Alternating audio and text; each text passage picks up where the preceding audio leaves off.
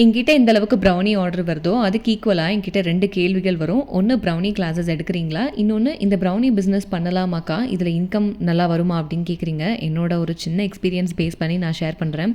இந்த brownie business ஆரம்பிக்கும் போது என்னோட சர்க்கிள்லேயும் சரி, என்னோட வீட்லேயுமே இது ஒரு கேக் பிஸ்னஸ் தானே, இதில் என்ன பெருசாக பெனிஃபிட் இருக்க போகுது, ஃபிசிக்கல் ஒர்க் ஜாஸ்தியாக இருக்கும், வேஸ்ட் ஆஃப் டைம் அப்படின்ற மாதிரிலாம் சொல்லியிருக்காங்க. எனக்குமே ரொம்ப டிமோட்டிவேட் ஆகியிருக்கு. இது ஒரு ஹோம் பேஸ்ட் பிஸ்னஸ் தானே, நம்ம என்னதான் ஆகுது பார்த்துடலாம் அப்படின்னு கண்டினியூ பண்ண நம்ம ஹோம் மேக்கர் சப்ஸ்கிரைபர்ஸ் கொடுத்த சப்போர்ட்டில் பார்த்தீங்கன்னா இன்னும் நிறையாவே ஒர்க் பண்ணுறதுக்கு ஸ்டார்ட் பண்ணேன். உண்மையான ஃபேக்ட் சொல்லணும்னா வீட்டுக்கு இப்போ ஒரு ஹோம் பேக்கர் இல்லை ஒரு யூடியூபர் கண்டிப்பாக இருப்பாங்க, அந்த மாதிரி தான் இருக்குது. ஆனால் இப்போ என்கிட்ட ஒரு ப்ரௌனி வாங்குற ஒரு கஸ்டமர் எப்போவுமே ரெகுலராக என்கிட்ட வாங்கணும் அப்படின்னு கிடையாது. அவங்க இன்னொரு ஹோம் பேக்கரும் சூஸ் பண்ணலாம், இல்லை பேஸ்ட்ரி ஷாப்லையும் சூஸ் பண்ணிக்கலாம். அவங்களோட சாய்ஸ் தான் இல்லையா. நம்ம இன்ஸ்டாகிராமில் பார்த்தாலே தெரியும், ப்ரௌனி பேக்கிங் கிளாஸஸ் ஆன்லைனில் எடுத்து ஏர்ன் பண்ணுறவங்க நிறைய பேர் இருக்காங்க. ஸோ இந்த மாதிரி ஏதாவது ஒரு பிஸ்னஸ் பண்ணுறீங்க, ஆல்ரெடி மார்க்கெட்டில் நிறைய பேர் இருக்காங்கன்னா யோசிக்காதீங்க. உங்களுக்கு சப்போர்ட் பண்ணுறதுக்கு ஒரு செட் ஆஃப் பீப்புள் கண்டிப்பாக வருவாங்க.